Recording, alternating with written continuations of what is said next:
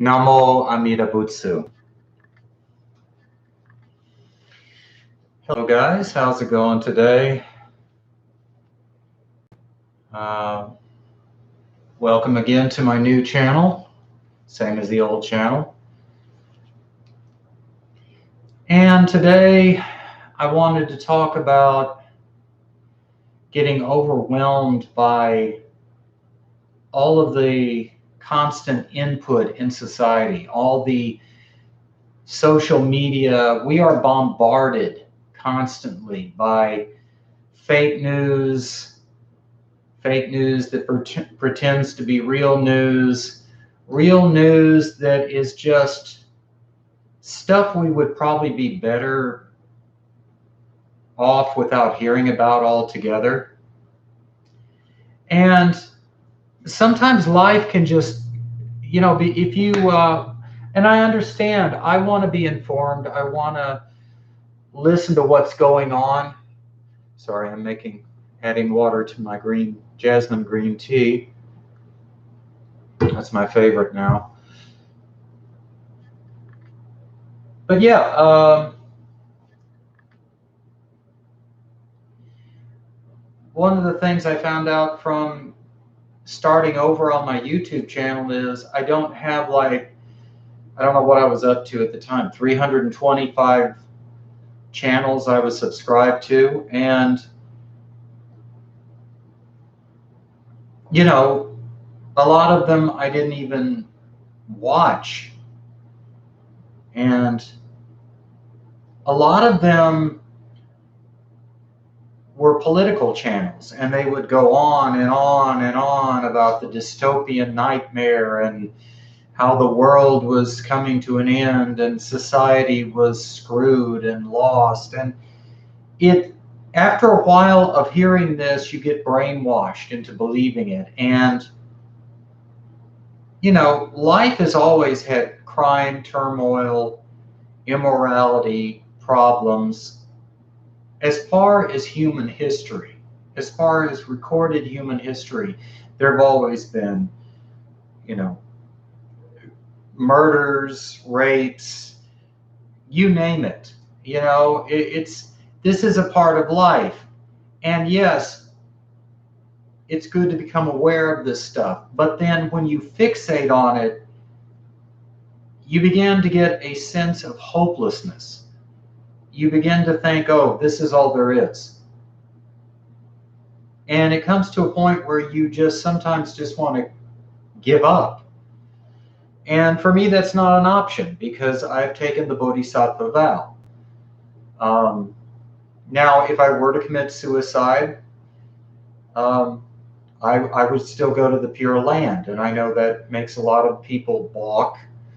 For some Buddhists, committing suicide is the same as killing a Buddha.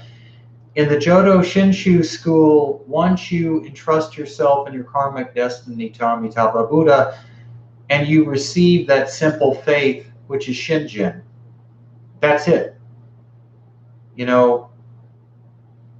You're sealed by that connection to Amida. Excuse me.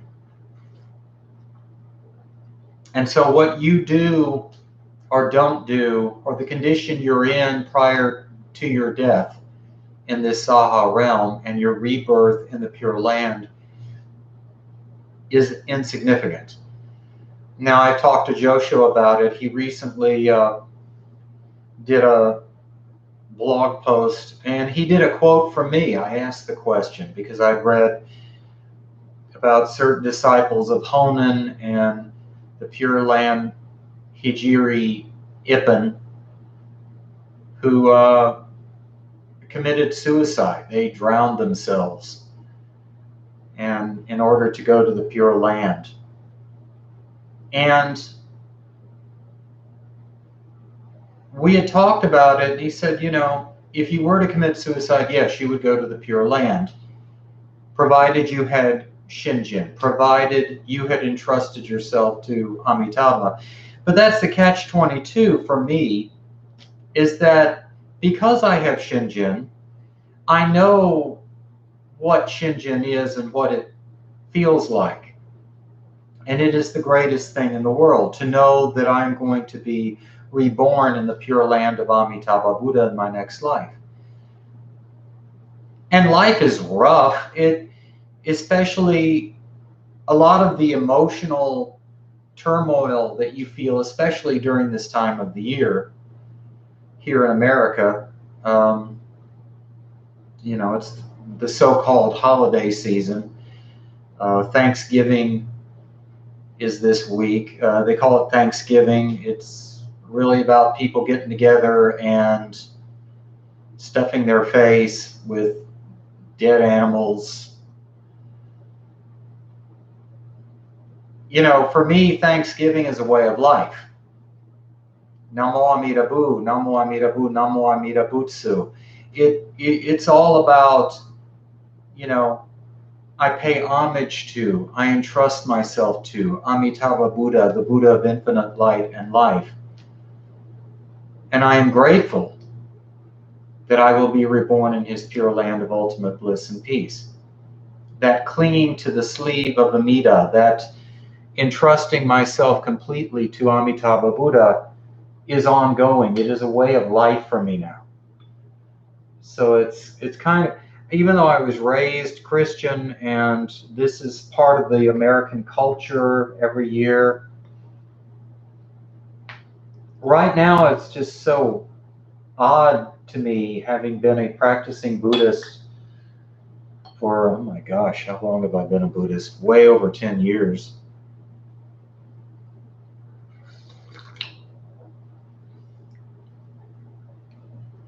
But that being said, it's like I'm an outsider looking at this tradition. And, it is what it is. But because of that, people are stressed because they have to go in debt. They feel obligated to go in debt, to do Christmas shopping, to buy tons of food, to figure out who's going to have Thanksgiving dinner at whose house. And if you add on to that the fact that you're eating, dead animals that have been tortured and injected with growth hormones and everything else, carcinogens, can't talk. It, instead of creating an atmosphere of religious fervor and gratitude, it creates an atmosphere of apprehension, greed, dread, and stress. Also, like I said, since starting all over with my YouTube channel and having less notifications to hear every time I turn on my phone or turn on my computer, it's the same as it was with Facebook. I felt obligated to check out everything that came on, and from time to time I will watch, some of these news network channels on YouTube, and I will discuss with my best friend, current events and what's going on. But when you watch it every day and you're honed in every day on the violence, the stupidity that goes on in Washington, in the Senate, in Congress, the president's tweets, the response to the president's tweets, you enter this echo chamber that will drive you insane. You enter this mindset that is truly dystopian, and you become very overwhelmed emotionally. Especially this time of year when you're dealing with people who are sometimes hostile, negative, because they're worried about where the money is going to come from, what they need to buy for this person so that this person will be satisfied and not be offended. And also, honestly, not to sound new agey, but the bad karma involved with eating dead animals. I mean, and I'm not being a preachy vegetarian or anything like that. I'm just saying, you're eating, you're basically contributing to the torture and murder of sentient beings that are enslaved to be turned into food, or what we consider food here in this country and others. I no longer consider it food. It doesn't make me better. It doesn't make me healthier necessarily. I notice a lot of vegan and vegetarian channels go on and on about, the health benefits and this, that, and the other. And, vegans and vegetarians will get into these like shouting matches on YouTube between meat eaters, and I couldn't care less. It's like, I just don't want to be in any way, shape, or form responsible for the torture and murder of another life, And that's not to say that every day I don't, walking to and from the laundry room at my apartment complex or walking down the street, I don't crush and kill hundreds of insects that I'm not aware of under my feet. Namo Amida Bu. I repent, but it's like stuff happens. But to intentionally,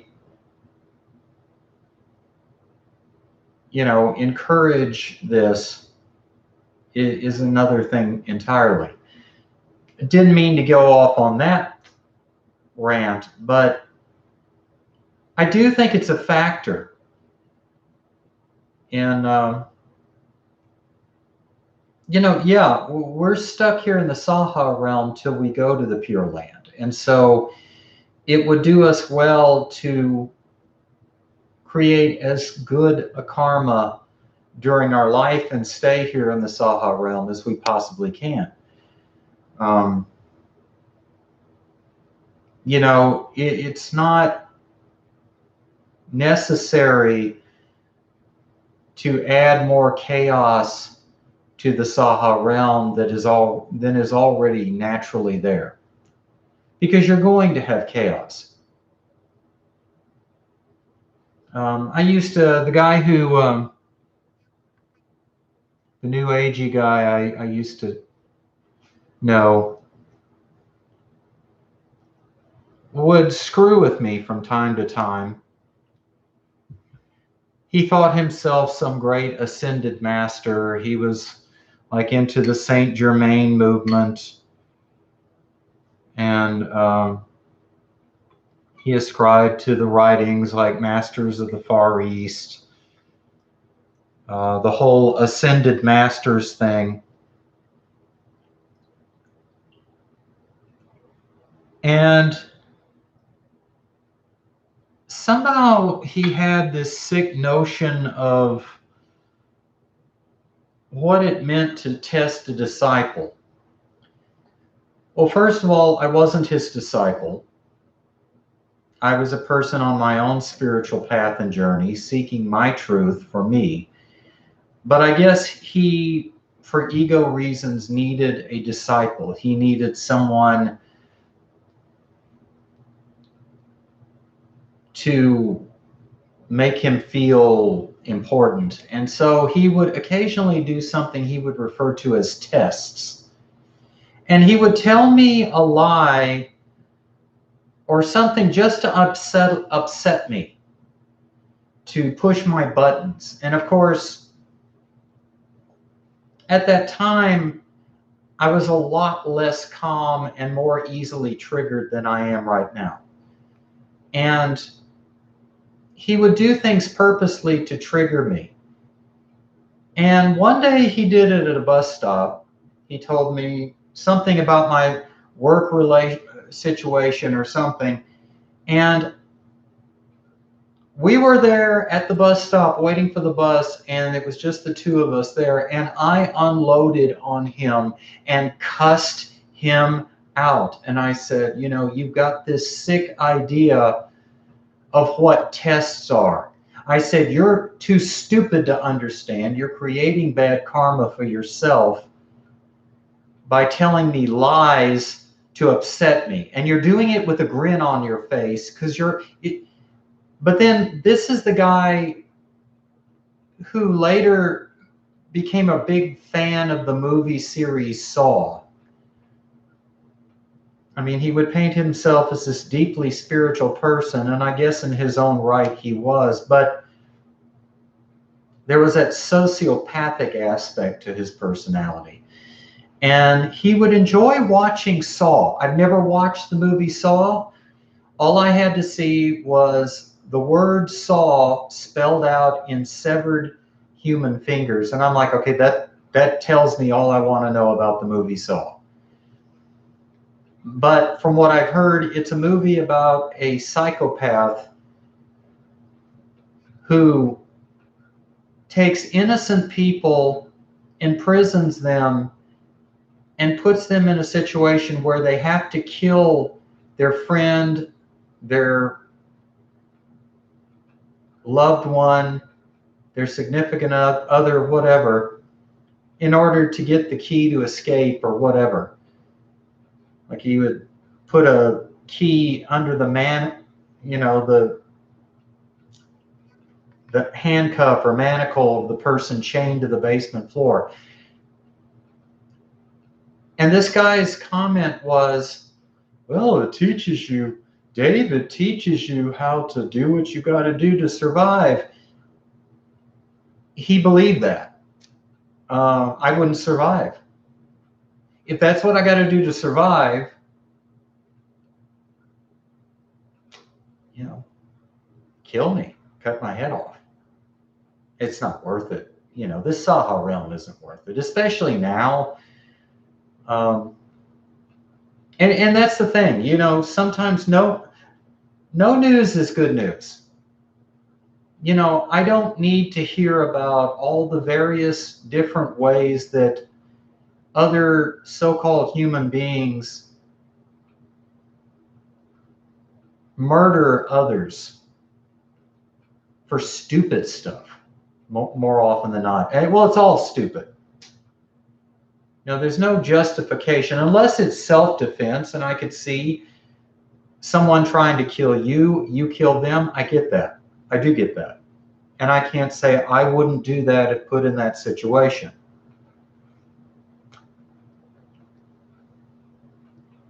And I've come close to that at times. But this thing about people, you know, husbands and wives murdering their husbands and wives of 10, 20, 30, even 40 years of marriage because they found someone else, just dump their ass. You know, or killing someone for the insurance money. There's nothing in this Saha realm that's worth the taking of another human being. And also there is the Bodhisattva vow, which goes back to the whole thing of suicide. And me and Joshua were talking about it this morning. I've taken the Bodhisattva vow. It's a choice not to kill myself because sentient beings are numberless. I vow to save them all. Afflictions are inexhaustible. I vow to end them all. Dharma doors are boundless. I vow to master them all. The Buddha way is uncontrived. I vow to attain it. The way I vow to attain it is by entrusting myself to Amitabha Buddha and knowing, because I say his name, I have done that and say his name in gratitude, I know without a doubt I will be reborn in his pure land. Whether I get early onset dementia, whether I have a stroke or a heart attack, whether I get hit by a bus and I lose my mind, whether I just go nuts in the head from some malady like schizophrenia or something and just become a total wacko psycho. I will be reborn in the Pure Land. Nothing from this point on in the Saha realm has any influence on what will happen once I die. I'm sealed in the Pure Land. That can't be taken away. And there's a lot of Buddhists that are going to have issue with that. There's a lot of people with other religions who are going to have a lot of issues with that. Hey, whatever. I'm Jodo Shinshu Buddhist. That's what I believe. But meanwhile, I have to live in this land, this Saha realm, and this realm is not based on dharma, it is based on karma. This realm is not a pure land created by a fully enlightened Buddha. This realm is created by the beings that are trapped in this realm with their positive and negative karma. Which means that I want to make this life as pleasant as possible. Now, a couple of days ago, I was feeling really stressed because,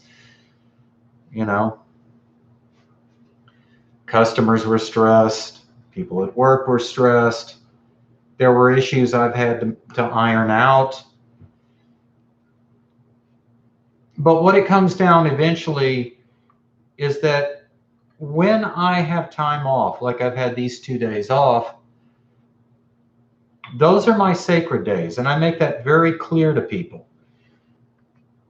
My days off are my sacred days. And what that means, I love jasmine tea,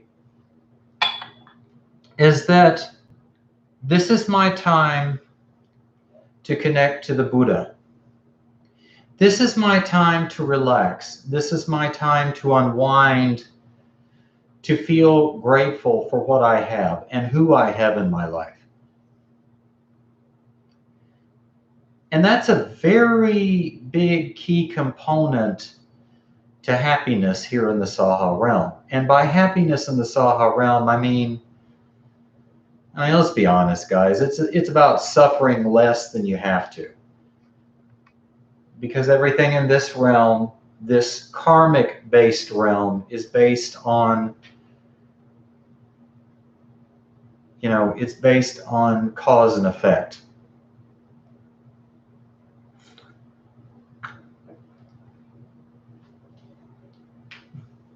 And another thing I heard when I've talked to Josho about this very subject is, well, like this morning we were talking about, becoming overwhelmed by all the stuff and news stories and the political madness that reigns here in this country of the United States. He made the comment, it's good to be informed, but you have to see it as information.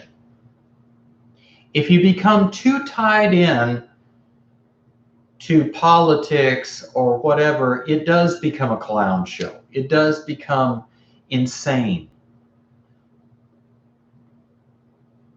And so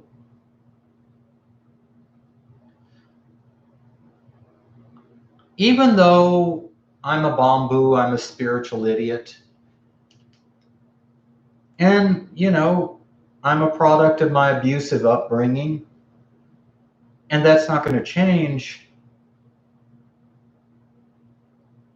I say that's not going to change. It does change because I learn ways to let go. But we were talking about how important it is to change your focus. And I will do this. I will be going for a walk and some thought will be triggered in my head for whatever reason of a bad memory or the loss, like my recent loss of my friend who had early onset dementia. And the wheels will start cranking and you will start obsessing about it. And it's like, I will look to a bird in the sky, or I will listen, to a crow or a blue jay, or I will see a flower or a tree, or feel the breeze and the scent of plants on the air. And I will pull out my mala, which I always have a mala on me. And Namo Amida Bu, Namo Amida Bu, Namo Amida Bu. I was on the bus yesterday. I went shopping. After I paid rent in my apartment complex, I went out. It was a beautiful day. It wasn't cloudy like it is and rainy like it is today. It was beautiful. And temperature was great. I was wearing t-shirt, cut off jeans, and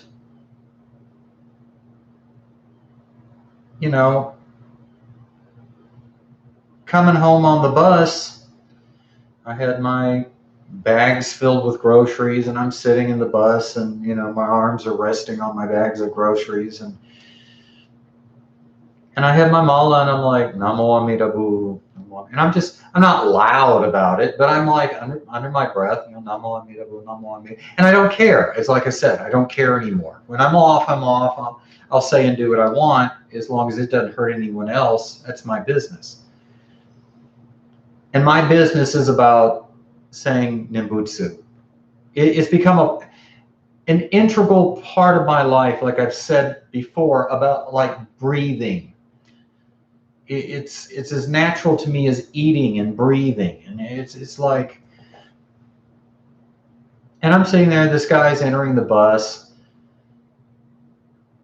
I was like, he acted like he was wanting to chat up the bus driver, who really couldn't have cared about him one way or the other. She had her route, she wanted to be left alone, which I understand. And he would go up there and find an excuse to go up there and tap his, bus card. We call it a Q card here in Houston for the Metro bus ride. And he was passing by me, and he just looked at me like with contempt, this long-haired guy. And I had another Buddha shirt on, not this one, but a different one, which he probably couldn't see because I had my groceries in front of me.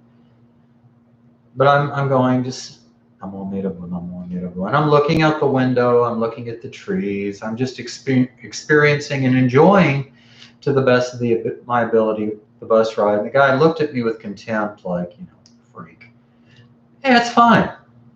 That's fine, because this is how I'm starting to look at things. I was raised by my mother, who suffered from mental illness. I think she was undiagnosed bipolar. And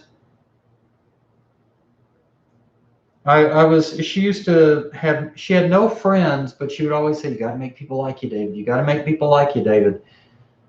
And so there was that in my mind, that I needed to people please. I needed acceptance. I think that's a better way of putting it. I needed people to accept me. I don't need acceptance. I have acceptance. I have you guys. I have a very small group of friends. Apparently, I'm doing a pretty good job at work, and I've maintained this job for over 12 years now. And hey, I must be doing something right. I live a simple life. I'm not in debt. But it's like,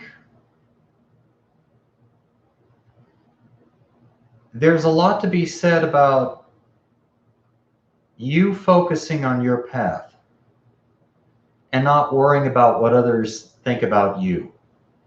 who you should be, what you should believe, what religion you should have, how you should dress, act, wear your hair.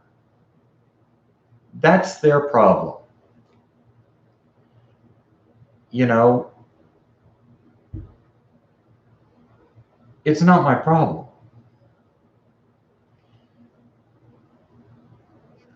You know, I'm not in the people pleasing business anymore. I'm not here to force people to approve of me, because no one will. There's always going to be that person who's going to troll you. There's always going to be that person who's going to hate you just because, whatever, fill in the blank. You know, your teeth, your hair, you're not a Christian, your race, the way you talk, the fact you wear glasses or don't wear glasses or whatever. You know, I focus on the Buddha, and my mind drifts often, but I always try to bring my focus back onto Amida, back on the saying of his name. Now, this, once again, has nothing to do with my birth in the Pure Land. This is about how I find happiness here in the Saha Realm. Once you've received Shinjin,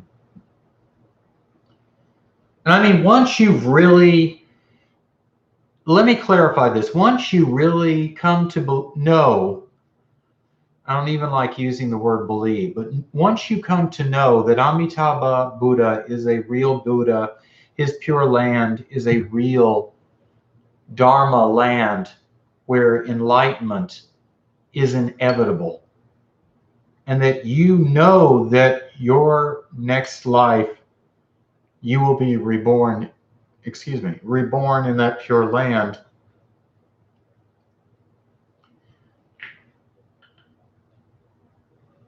That is not dependent on how you feel, what you think, the words you use, how good or bad a Buddhist you are in this Saha realm.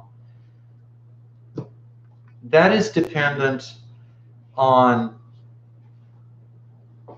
nothing you can do. Your Shinjin is a gift from Amida Buddha. Once you've entrusted yourself and your karmic destiny to Amitabha Buddha,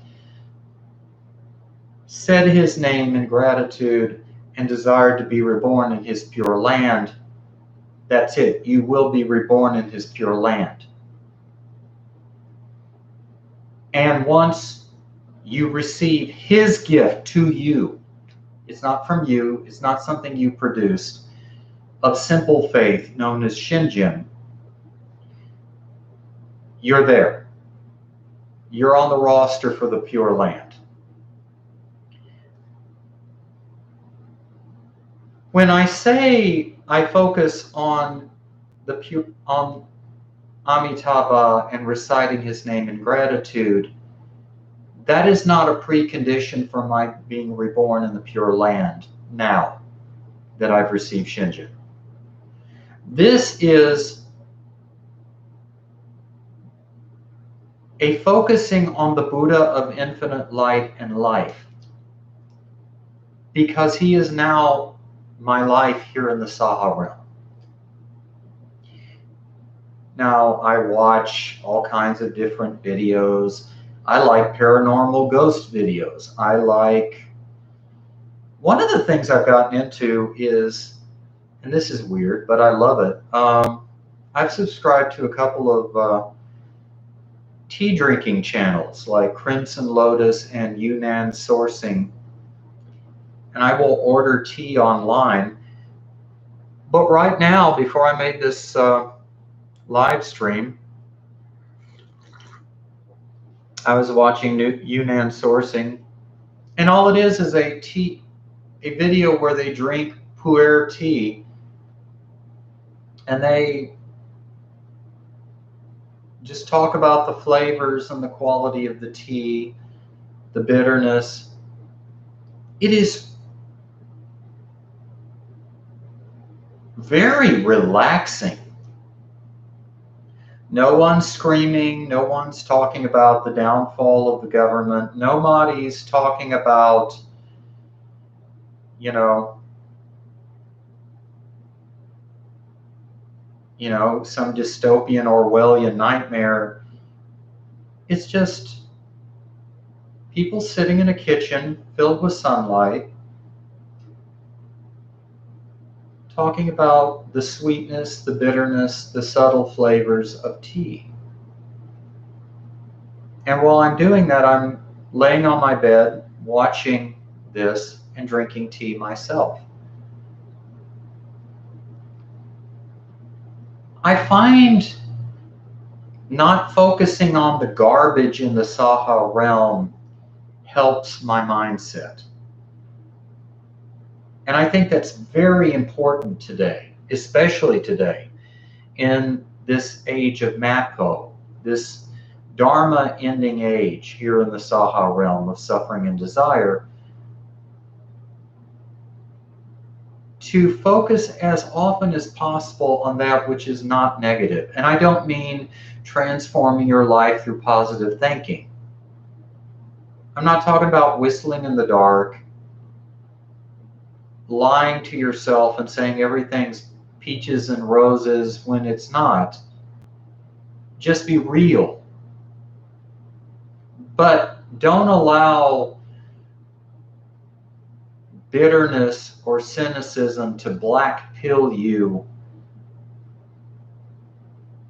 into the point where you think that life is hopeless and worthless and all humanity sucks.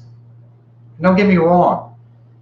From what I've seen, there's a lot wrong with the human race.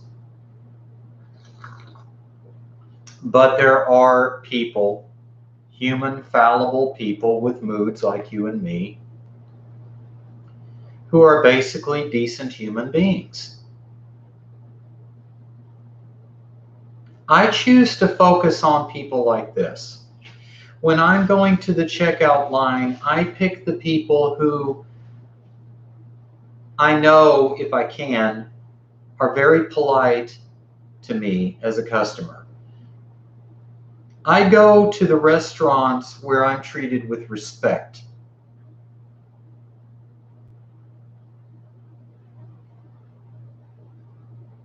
And regardless, unless someone's very rude, in which I'll call the manager, I try to be as kind and respectful as I possibly can, because karma rules here in the Saha realm. This is a realm ruled by karma, by cause and effect. This is not a Dharma land like Amitabha's Pure Land is. Amitabha's Pure Land is based on enlightenment. There are no negative aspects to that land.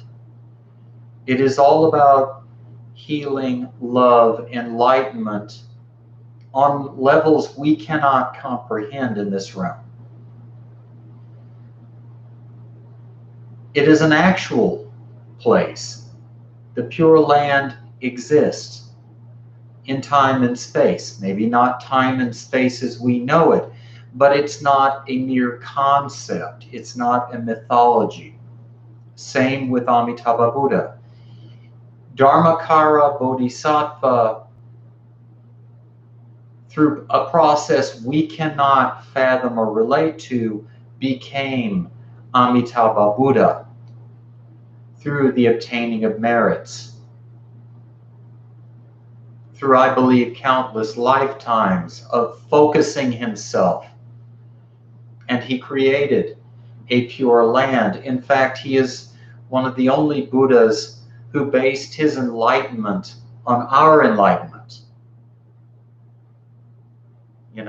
Should this not happen, should these people not find enlightenment and be reborn by entrusting themselves to me and saying my name in gratitude and wishing to be reborn in my pure land of ultimate bliss and peace, may I not attain enlightenment. So Amitabha's enlightenment as the greatest of all Buddhas, and I think this is what makes him the greatest of all Buddhas, is that the ultimate selflessness, that it's like people are suffering. It's not just about me obtaining bliss, but I want the condition of me attaining bliss, says Amitabha Buddha, to be based on the fact that those who desire to be freed from endless rebirths on the Dharma wheel, in the Dharma realms of suffering and desire, will be reborn through my name, through entrusting to me, through wishing to be reborn in my pure land.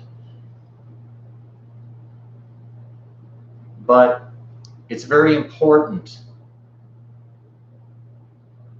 to be grateful for what Amitabha Buddha did for us, because it is phenomenal. And once your karma has ripened to the point where you can receive this reality offered to you by Amitabha Buddha, you know that no matter how bad it becomes in the Saha realm, how much you'd like to end your life, you have so much to be thankful for with Amitabha Buddha. This is a temporary realm we're living in right now. This is a dream. This is something that's not going to last forever. Amitabha's pure land of ultimate bliss and peace is truly real. He is truly real. And the benefits that one can receive by entrusting to him are also real. Namo Amida Bu.